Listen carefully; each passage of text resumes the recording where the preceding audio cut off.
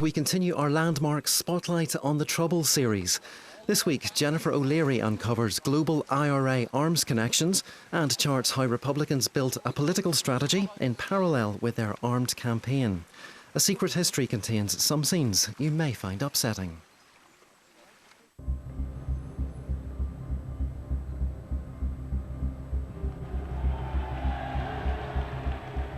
(1979), the year when British politics was transformed by the election of a new Prime Minister. Where there is discord, may we bring harmony. Where there is error, may we bring truth. Where there is doubt, may we bring faith. And where there is despair, may we bring hope.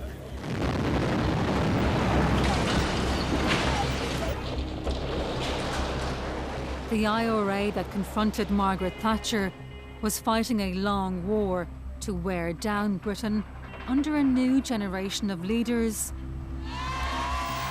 like Gerry Adams.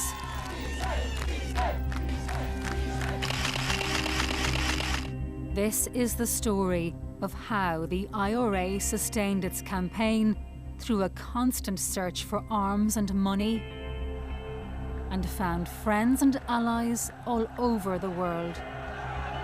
I had not heard of Libya or its leader.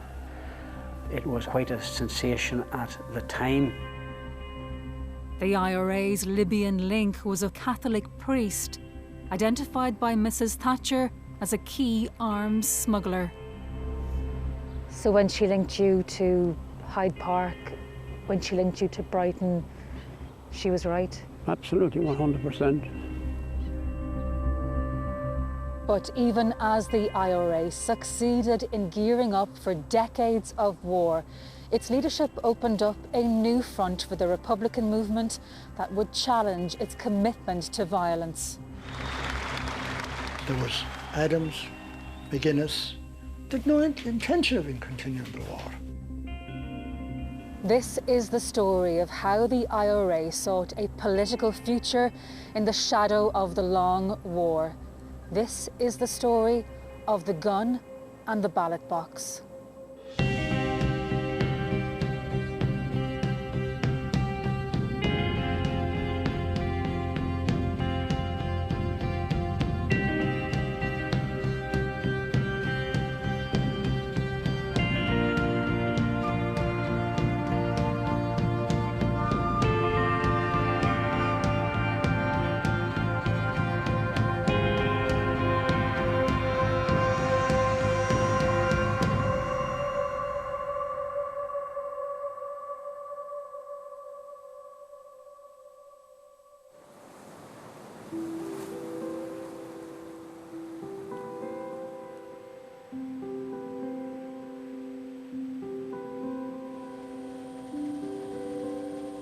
Sligo in the west of Ireland.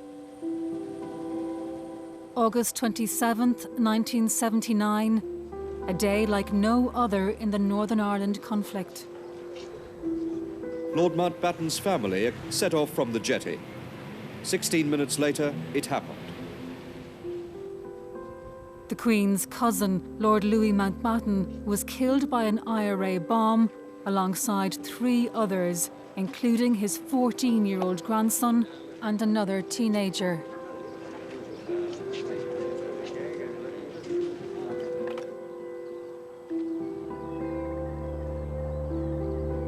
Several hours later in Northern Ireland, the IRA was leading British soldiers into a trap.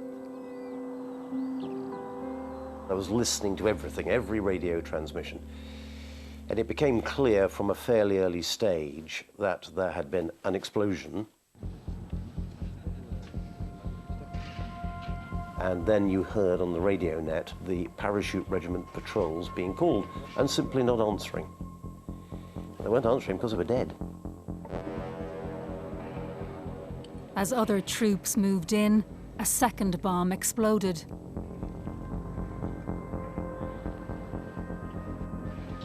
"18 soldiers were killed at Narrowwater near Warren Point. The Army's highest death toll in a single day throughout the Troubles. You couldn't ask for a bigger disaster of a day. Lord Mountbatten killed on one side, 18 soldiers killed on the other side. This was a horrific day. Lord Mountbatten was Britain, and Britain was Lord Mountbatten. We do feel very much about it, as we do about our service then. Will you please stand still, and I will move. 2 days later, Mrs. Thatcher made her first visit as Prime Minister to Northern Ireland. A visit that gave her a close-up view of the tensions at the heart of the conflict. Mrs. Thatcher, the nuclear block. We want this block wiped out.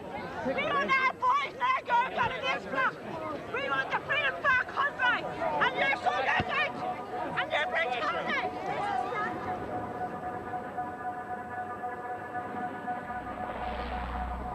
That same day, Mrs. Thatcher visited South Armagh, an IRA heartland on the border where the British Army believed the 2 bomb attacks were planned.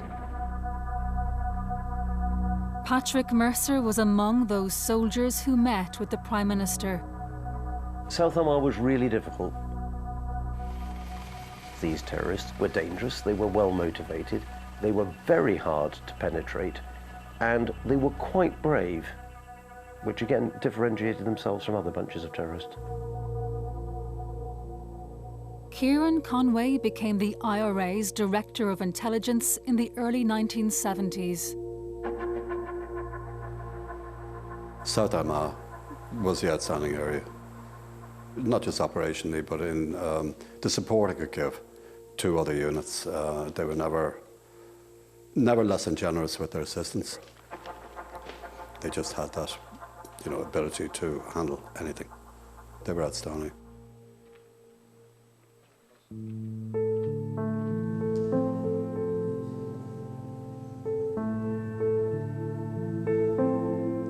With the murder of Lord Mountbatten, the IRA had struck at the heart of the British establishment. It prompted an immediate crisis for the Prime Minister. I had no idea what pressure she was under about the death of a member of the royal family. Undoubtedly, that would have taken more of her time than the death of a number of soldiers. Mrs. Thatcher's immediate priority was the military defeat of the IRA. She wanted to deny the IRA what she saw as the safe haven of the Irish Republic.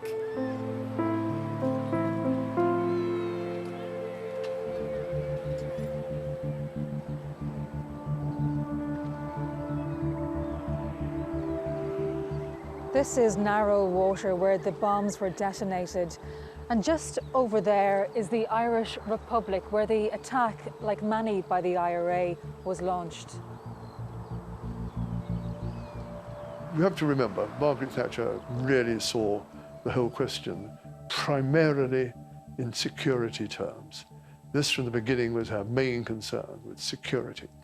And she felt, and she had good reason to feel, that we never got the wholehearted cooperation from the Irish authorities. As far as we were concerned, we were dealing with a political issue. The government were dealing with a political issue. This was needed a political solution. While in Northern Ireland, they were looking at it as a security problem needing a security solution.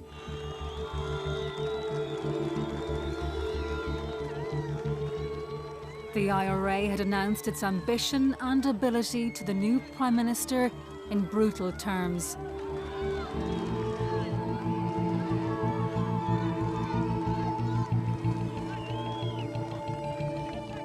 But the deadliness and sophistication of the organisation that killed Lord Mountbatten and 18 soldiers was a very long way from its origins in the early days of the Troubles.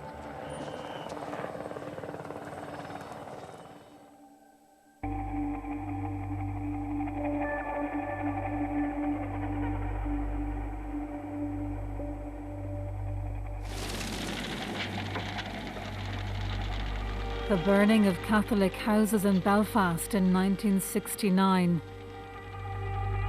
when residents were driven from their homes by loyalists.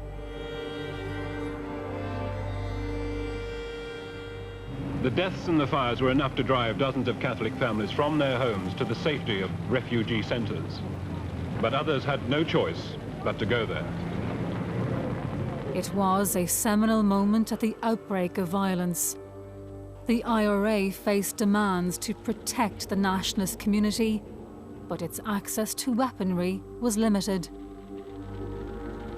We very often find ourselves in a position where we might have had a weapon without ammunition, or we might have ammunition without a weapon.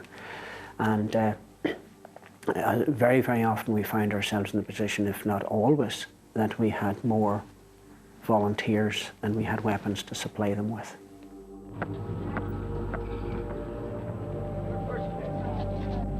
What few weapons the IRA could obtain were at constant risk of seizure by police and army. But coming of age was a new generation, determined never again to be without the means to defend their areas and take on the British Army.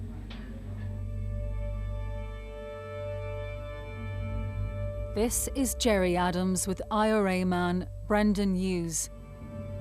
In an interview to be kept secret until his death, Hughes said Adams sent him to New York in the early 1970s to smuggle back stocks of a rifle called the Armalite.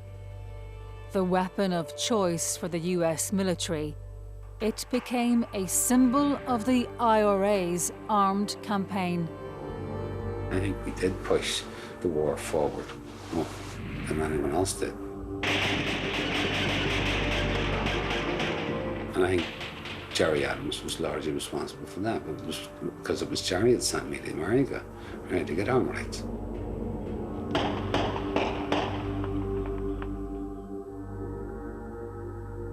Adams declined to comment or take part in this series. He has long denied being in the IRA and says Hughes told lies about him.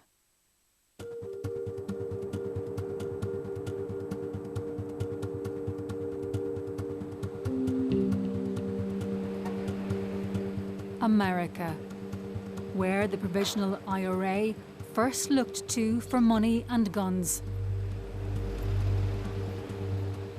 The Irish diaspora has played an integral role in the direction of the Republican movement, which is why the influence of Irish America is central to the story of the Troubles.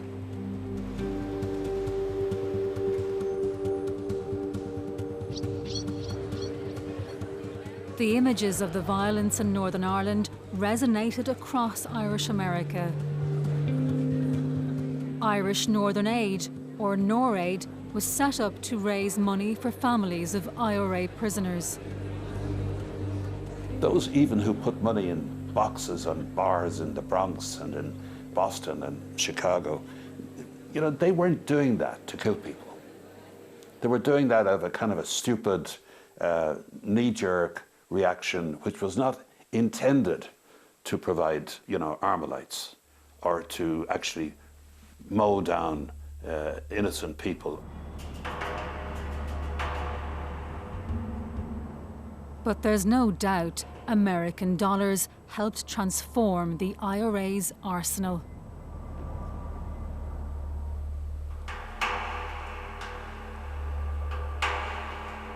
In 1972, the IRA hired an aircraft to deliver guns and even rockets as part of a secret mission. Money raised in America chartered the plane, but the weapons came from the North African dictatorship of Colonel Gaddafi's Libya.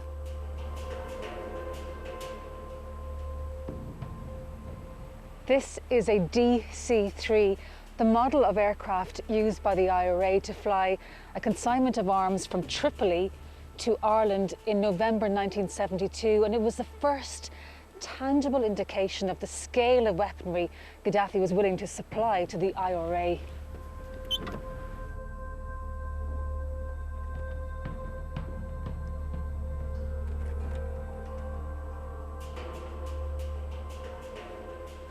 The DC-3 that the IRA used had to be stripped of its interior to accommodate 25 RPG rocket launchers and over 400 warheads. This is the IRA's hired plane at Shannon Airport just after it was unloaded. Within days, its deadly cargo was used in attacks. The shell ripped through the armour-plated window shields just as Constable Keyes reached the landing. He died instantly. It looks at the moment as if they were all anti-tank projectiles of one sort or another. I think it represents a fairly serious escalation in weaponry. It was quite a sensation at the time, 50 years ago, to find that we had friends in North Africa. Was an incredible development.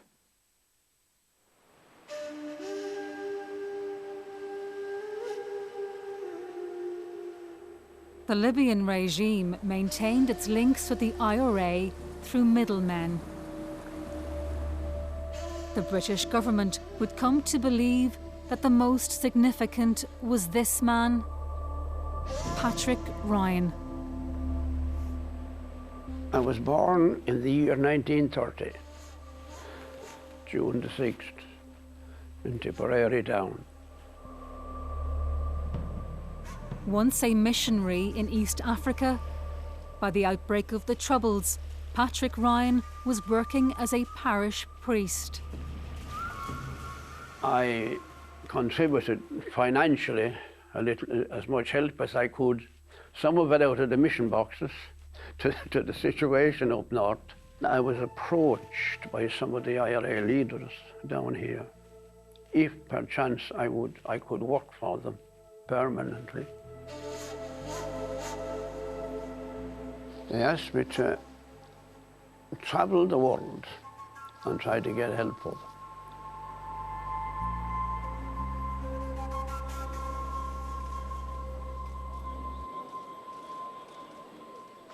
Libya's Colonel Gaddafi saw the IRA as comrades in arms fighting British imperialism. The link between his regime and the IRA was Patrick Ryan. He was a fine fellow, one of the best I ever met. We got on very well.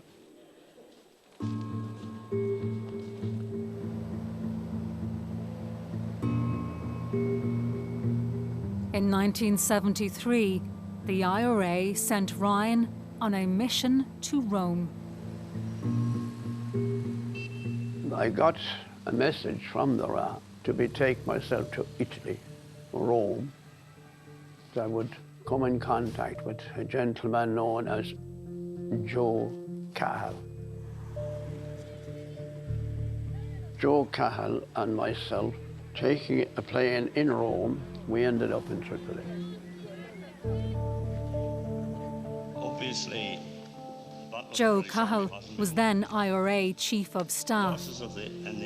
Sentenced to hang in the 1940s for the murder of a policeman, he was reprieved and became one of the founders of the Provisional IRA. What's going to happen to you now? You've given this, attended this press conference. Well, I'll have to go deeper underground. I'll have to go deeper underground. In Tripoli, Cahill and Ryan oversaw an IRA arms shipment on board the Claudia. Initially, the boatload was destined to be about 200 tons.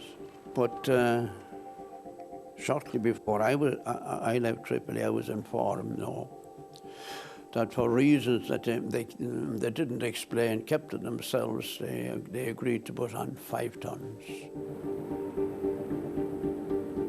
The shipment had been betrayed. Some claimed that Cahill had ignored warnings that the boat's owner was working with British intelligence.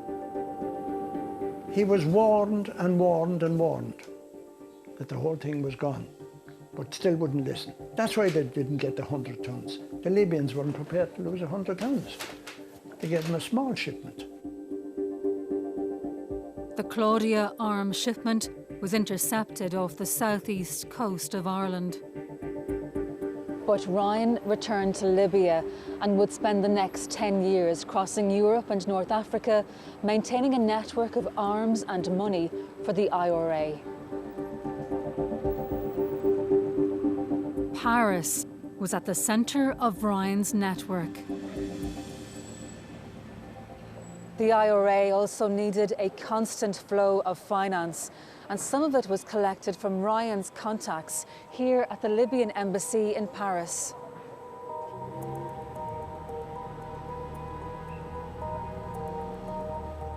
Ryan deposited the cash in a Swiss bank account for use by the IRA.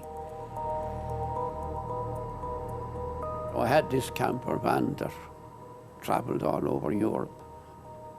Switzerland, Andorra, Monte Carlo, Luxembourg. If you arrived in at 50,000, nobody asked any questions. You're doing considerable business with the bank. You're exchanging rather unusual sums of money. Ryan's supply line was transforming the IRA's war, helped also by an IRA man working on a car ferry between Ireland and France.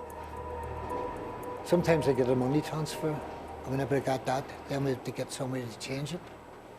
Did you have any idea of how much was in any of those transactions? I would say there's probably about $250,000 in each one.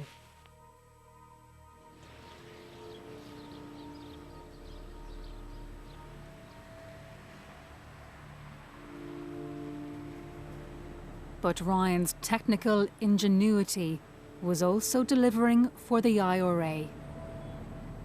I spotted these things, these little timers. It rang a little bell to remind you, you better get back to your car, that your money had run out.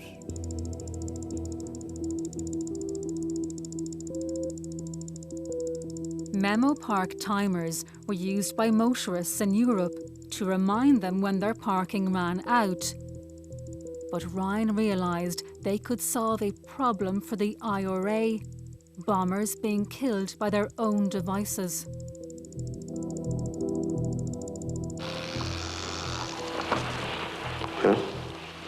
So your debt is the last thing to connect. Your timer preset. This was the most dangerous moment for IRA bomb makers. Many had been killed arming explosives. Connect one end to the battery terminal. Ryan's memo parks made the process more simple and effective. I turned out a device that was foolproof against any Iran man. Even if he tried, he couldn't kill himself planting a bomb. And that became extremely successful. Most of them never knew where it came from. They just took them and used them.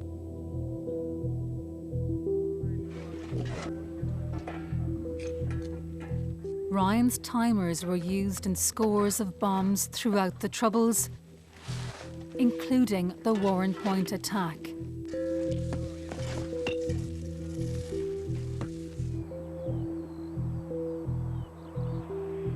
But as the IRA's ability to wage war increased, some of its leadership were also looking to develop its political strategy. Our organisation is very slow in involving itself in community affairs. And sometimes I think that perhaps we hope to free the people, whether they wish to be freed or not.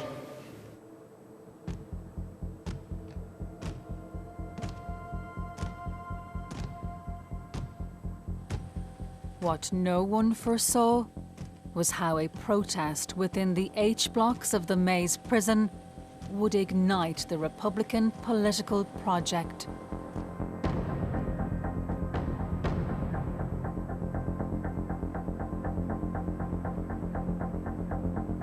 The government had stopped treating jailed Republicans as prisoners of war. In protest, cells were covered in excrement. Blankets replaced prison uniform, and prisoners began to go on hunger strike. That's what political status means. Special privileges for having done cold, callous, brutal murder. On March 1st, 1981, a former IRA commander in the Maze jail, Bobby Sands, refused food.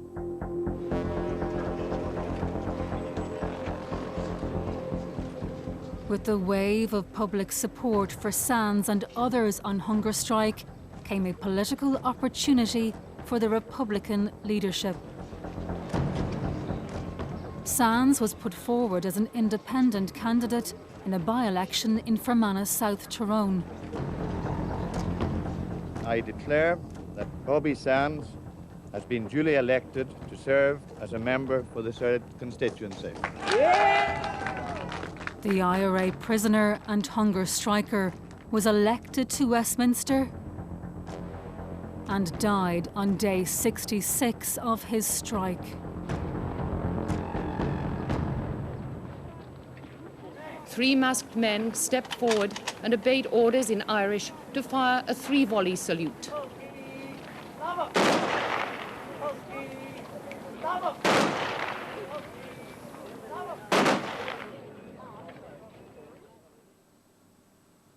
Tommy McKerney was among those in prison who took part in the hunger strikes. It was certainly devastating. Bobby had spent almost 2 years in the same wing with me before that. I knew him. And then the other 9 today, many of whom I knew very, very well. It's one of the more difficult periods of my living memory. 10 men had starved to death before the protest ended. Margaret Thatcher became a figure of hate to Irish Republicans. She had perhaps a sneaking admiration for the courage of the people who had been prepared to go the whole length. But her predominant feeling was she had been right, and so she would continue the very tough line she took.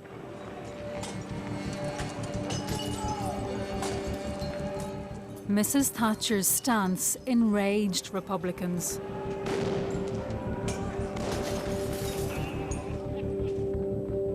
But the Irish nationalist support it unleashed offered the movement a powerful new weapon: politics. When Bobby Sands was elected, those within the movement who for long had been worried or sceptical or hesitant about engaging on an electoral strategy or any type of electoral strategy, here was clear evidence that there was a potential for success. The hunger strikes had provided the Republican movement with an unprecedented level of popular support, a transformational moment in the conflict. Republicans would speak of seizing power with an Armalite in one hand and a ballot paper in the other.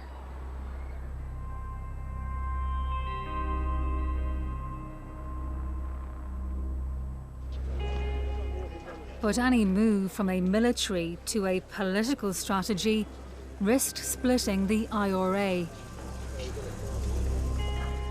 The Provisional IRA had been born out of a Republican split over the balance between politics and the gun. At that time, Adams supported the gun. Those on the other side decided to follow a political strategy, abandoning the traditional Republican policy of abstentionism in order to be able to take seats in the Irish Parliament, the Dáil.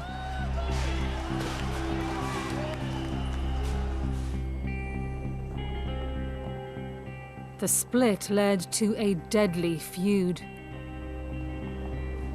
For the past 2 weeks, hardly a day has gone by without a funeral as a result of the Republican feud.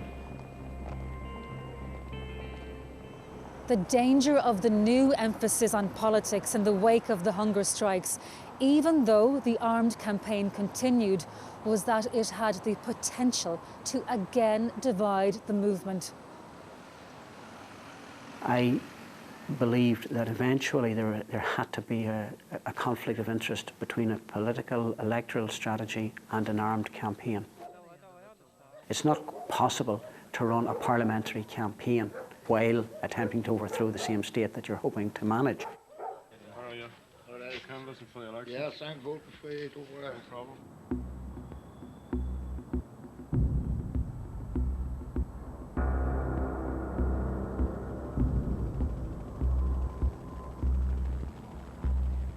But for most Republicans at the time, politics was merely a tactic.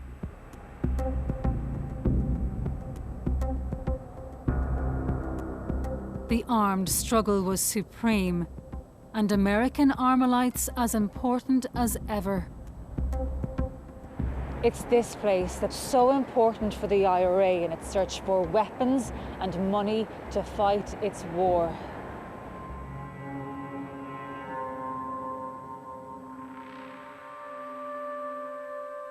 The IRA's #1 man in America was George Harrison.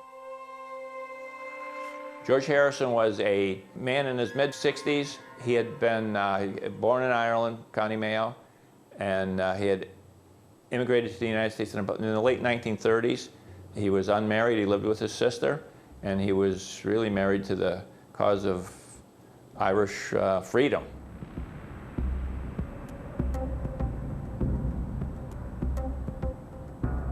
Harrison hosted secret trips by IRA leaders, including Martin McGuinness, underlining his importance. Met Martin McGuinness here. It would have been in the late 70s. I know he had been staying at George Harrison's house. I certainly have my own speculation why he was staying What's where your he was, speculation? but I'll let you draw your own conclusion. This is George Harrison, leaving a deal to purchase arms for the IRA. He doesn't know that the man behind him is an FBI agent. I was the undercover, the person selling guns to the IRA. This is one of a series of covert photographs shown for the first time, taken on the FBI operation that broke up the IRA's main gun-running network in America from the inside.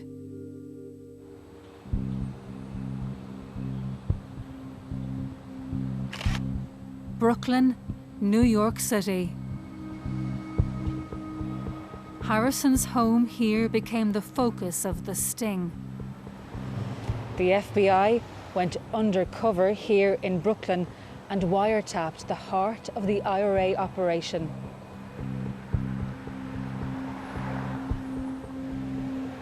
The first meeting we had with George Harrison, we had 2 Ruger Mini 14 rifles with scopes, and we had put a tracking device in the stock of one of the Mini 14s. I was wired up, recorded the conversation, and then George was looking for 20mm cannon ammunition. They wanted something to bring down helicopters, and that was what they thought they would use the 20mm cannon for. I left. We had 24-hour surveillance on that rifle with the beeper, the tracking device. But in a moment of panic, the FBI suspected the weapons were being moved and arrested Harrison. With Harrison in custody, FBI raids uncovered a huge IRA stockpile of weapons. We had a flamethrower, the 20mm cannon ammunition, plenty of rounds of ammunition. A number of IRA members were swept up in the operation. Among them a former chief of staff, Joe Cahill, at large once again following his arrest on board the Claudia. He used to wear wigs, and he'd take the wig off and then say, "Ha-ha, you didn't know it was me," to different people. So, and I know he stayed with George Harrison also. We had information that he was going to be at a NORAID fundraiser. I ran up and shouted, "Hey, Joe!" And he turned around, big grin on his face, said, "FBI, you're under arrest." The FBI sting also brought in the founder of NORAID, Michael Flannery. He was the money man for George Harrison, for the shipment that we arrested them all on.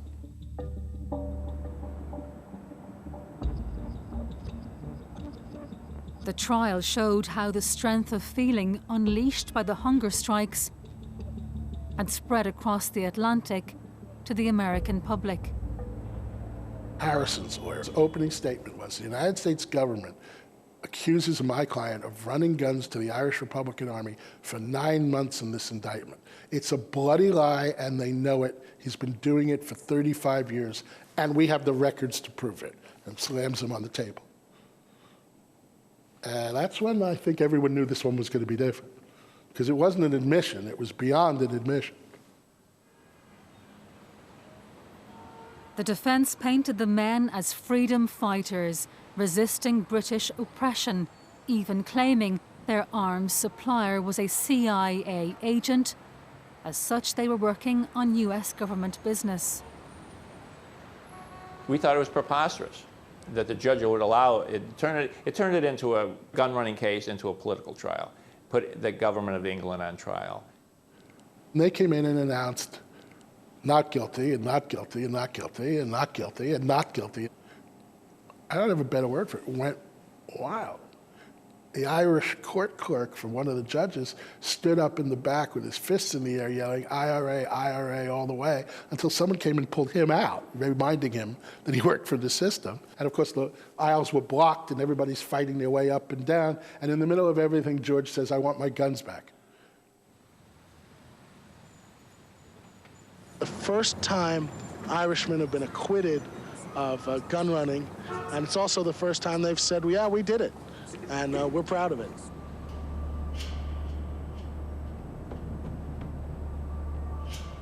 The FBI had closed an IRA arms network, but in the process highlighted the extent of support in Irish America for the IRA, which was continuing its war with brutal effect. Between 5 and 10 pounds of plastic explosives had been hidden in a blue Austin car. The blast started a day of carnage and confusion in London. The IRA stepped up a campaign of high-profile, multiple casualty attacks, including the killing of 4 soldiers in the Hyde Park bombing in 1982. In fact, the switch used to detonate the attack had been supplied by the IRA's Libyan link, Patrick Ryan.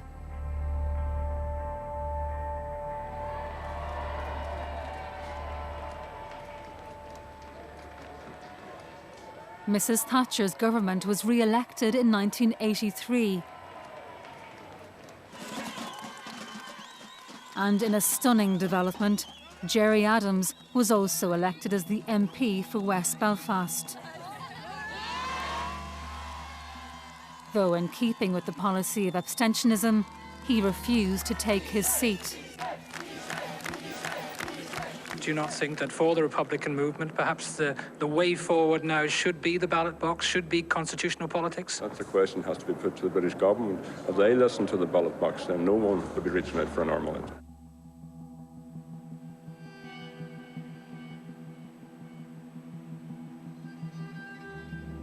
Even as Adams celebrated political victory, the IRA was rebuilding its American arms network. I grew up with Irish parents.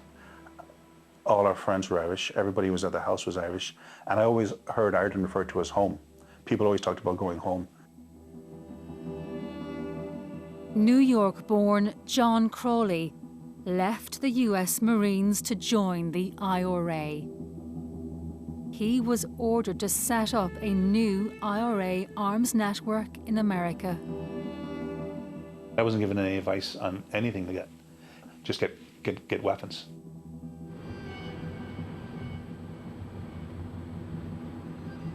Crawley's gun-running network took root in Boston.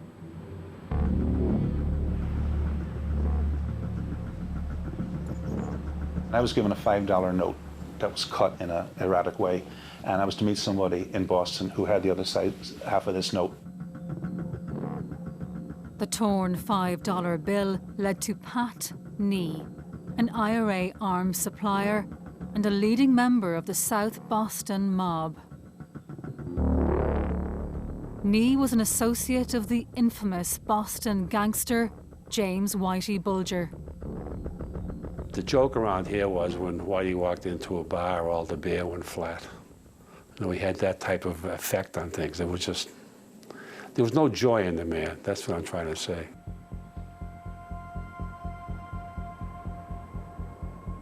Gloucester, northeast of Boston. It was from here that the IRA would launch a major operation to transport arms across the Atlantic. Total cost was in the 1.2 million over a 2-year period. The boat being the most expensive, I think that cost 400,000. Fishing boats are expensive. Where was the money coming from? Local criminals who were persuaded to donate, to be our friends, you know.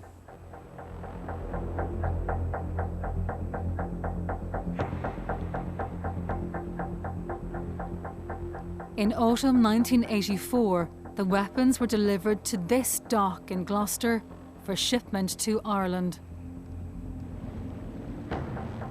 The cargo of guns and ammunition was loaded onto the boat in the hours of darkness. It took about an hour and the gang was under pressure to get the 7-ton arsenal in situ without raising any suspicions. Boston crime boss Whitey Bulger was parked up nearby and used a radio scanner to check police calls as the boat was loaded. We'd spend the night loading it, storing it below decks, and they left in the morning. We boarded the boat and we went through the harbour, and then I remember when we left the harbour and just hit the first swell of the Atlantic, which wasn't much, and it was quite for that boat, and I remember thinking, this will be interesting.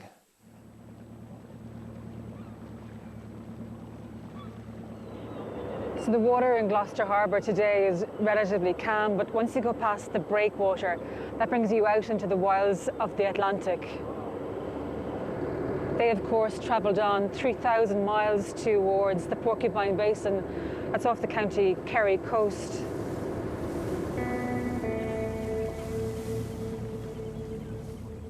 But the IRA was sailing into a trap.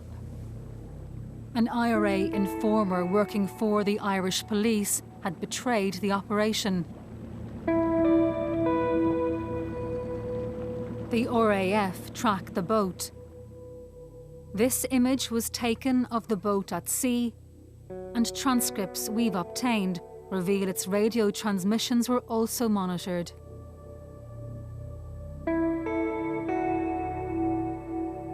After the weapons were transferred to an Irish trawler, the shipment was intercepted by the Irish Navy. This was the lethal cargo which would apparently have ended up in the hands of the IRA. More than 100 American Armalite rifles, light and heavy submachine guns, grenades and ammunition.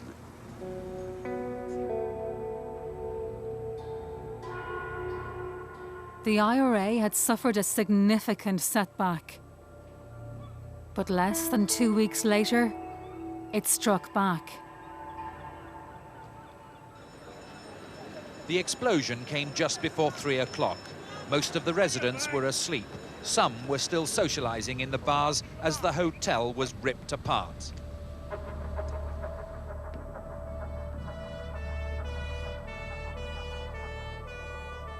The Brighton bomb of 1984 was a direct attack on Mrs. Thatcher and her cabinet.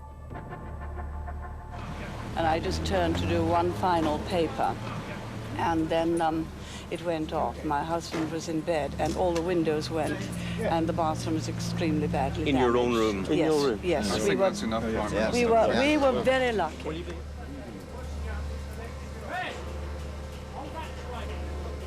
The bomb killed 5 and injured many more, including senior cabinet member Norman Tebbit and his wife, who was left paralysed. She was transformed that night. I could never forget that she was wheelchair bound and extremely severely disabled. I know it brings a tinge of joy to some people who still crave for the old ways of violence, but there we are.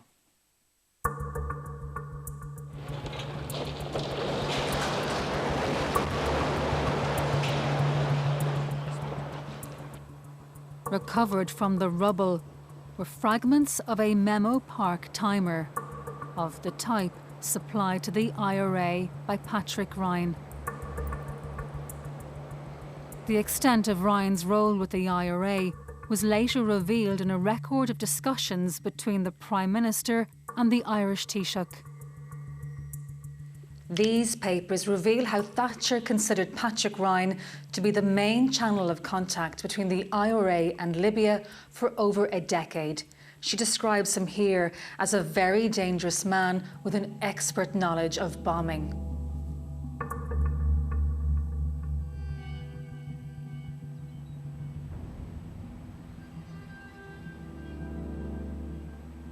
To go back to what Thatcher had accused you of being involved in, were you involved in any of the incidents that I would say most of them. One way or another, yes, I had a hand in most of them. Yes, she was right. So when she linked you to Hyde Park, to Brighton, she was right? Absolutely, 100%. Oh, yes.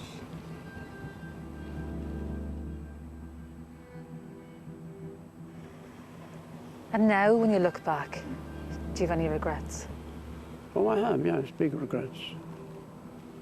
Of what nature? I regret that I wasn't even more effective. Oh, yes, absolutely. I'd like to have been much more effective than I actually was, but we didn't do too badly, no.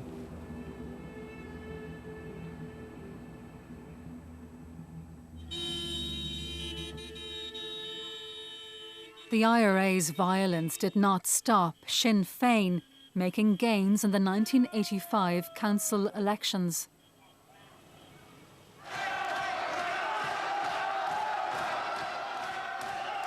But a show of unity hid division.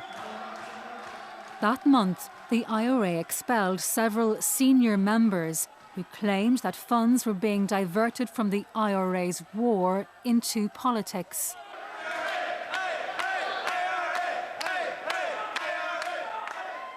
Any suggestion the IRA would be eclipsed by politics was banished by the leadership.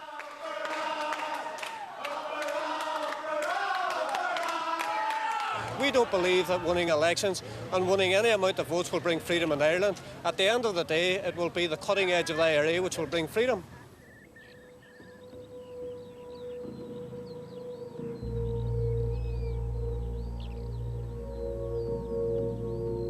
Nowhere was the so-called cutting edge of the IRA more evident than along the border. The IRA dominated South Armagh. What the British termed bandit country was in effect the IRA's killing fields. As the political strategy gained ground, military hardliners could draw reassurance from plans to put the IRA's war on a new footing. You would be told during meetings stuff is on the way. Okay, it's in the pipeline. We have contacts. The stuff will be here, good stuff. Surface-to-air missiles, rocket launchers, the Semtex explosive, proper military explosives, new rifles, everything, heavy machine guns, the lot. It was very tight. It was run from South Armagh.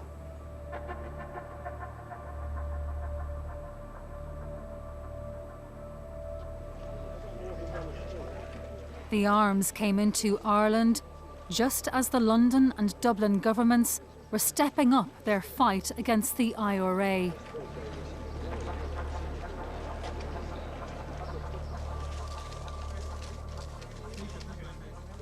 The Anglo-Irish Agreement of 1985 offered greater security cooperation and a role for the Irish government in Northern Ireland. We entered into this agreement to defeat the men of violence and to bring peace and stability. We enter into this agreement in good faith. The agreement's Irish dimension was aimed at countering IRA support. It was seen as a victory for John Hume, the moderate nationalist leader who had long argued for a role for the Irish government in Northern Ireland. I remember the day that it was signed. I scripted the few words for the Taoiseach to say to the nationalist people in the Northern Ireland, inviting them to lift up their heads. Everything had changed, and it had. Nationalists can now raise their heads, knowing that their position is and is seen to be on an equal footing with that of members of the Unionist community.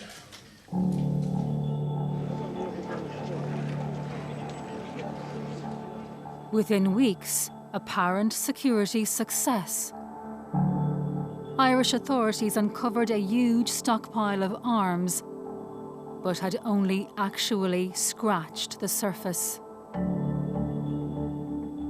By the end of 1986, some 120 tons of a Libyan-supplied arsenal was buried in bunkers across the Republic. The IRA had enough material to continue its armed campaign indefinitely.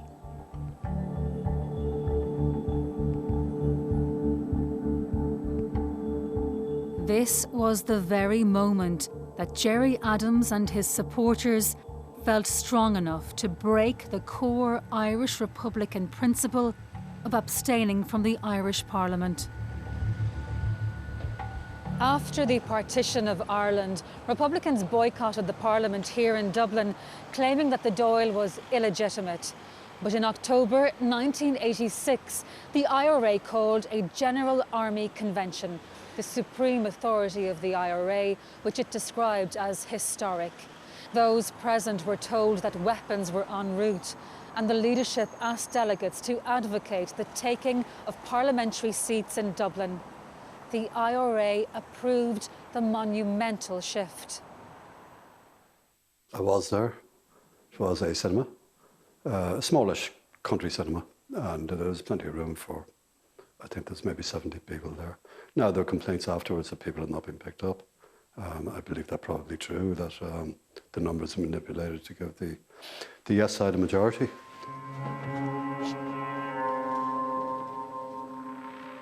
By the time of Sinn Féin's annual convention weeks later, it was clear the movement would support the political direction of Adams and others. We have been down the road of feuding before. We are not going down that road again.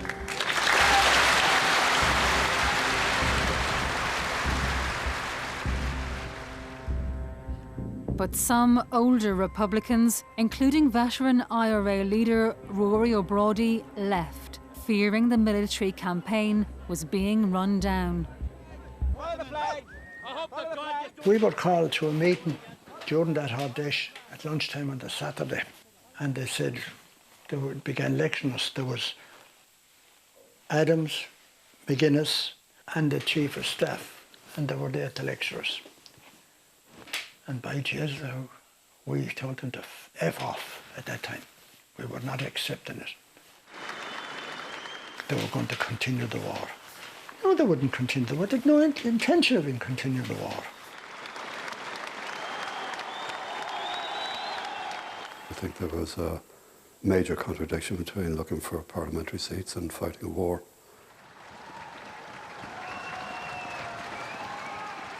If you're really smart and Machiavellian, as some are, you might say, well, allow this contradiction to play out and it will increase the appetite for peace talks, as did indeed happen.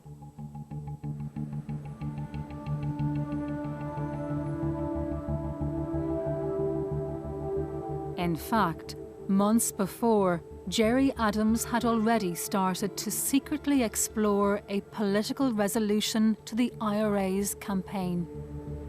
I have the highest respect for your ideas and everything else, because you're a man of peace. In May 1986, Adams approached the nationalist leader John Hume through priests in this Belfast monastery. We've obtained a remarkable letter from the priests to John Hume saying Adams was offering direct dialogue, which they believed would lead to a political alternative to the armed struggle.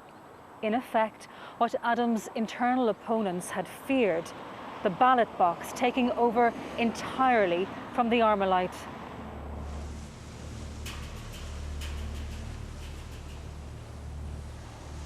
In late 1987, the scale of Libyan aid to the IRA was revealed. The French authorities found 20 SAM missiles in the cargo, several thousand Kalashnikov rifles and 10 tons of shells, among other things. Also on board, Semtex, a powerful plastic explosive.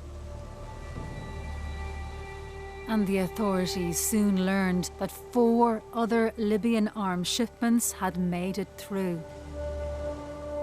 This was a major intelligence failure. These were 4 large shipments of weapons that came into our republic, to one of our ports, transported within our country, hidden within our country, and then transported to Northern Ireland.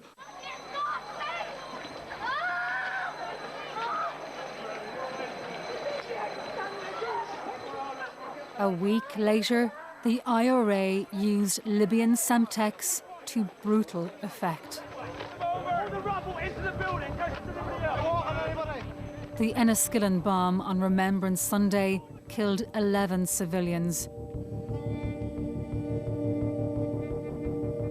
The attack prompted widespread revulsion. Gerry Adams later issued a rare statement of regret over the bombing.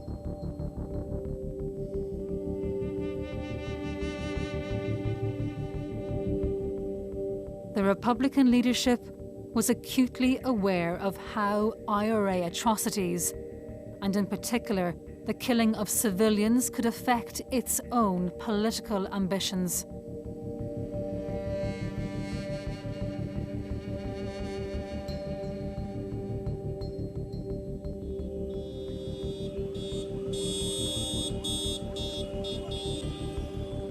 Adams was presiding over an historic shift in IRA strategy, away from the supremacy of armed struggle.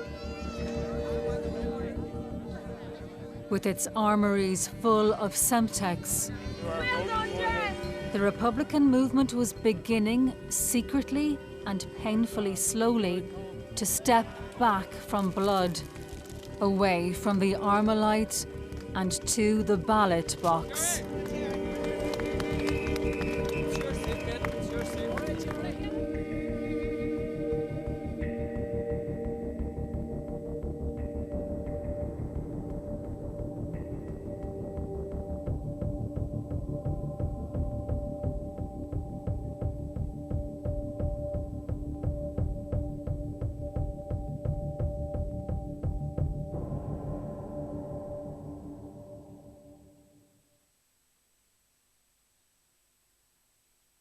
Details of organisations offering information and support are available online at bbc.co.uk/actionline.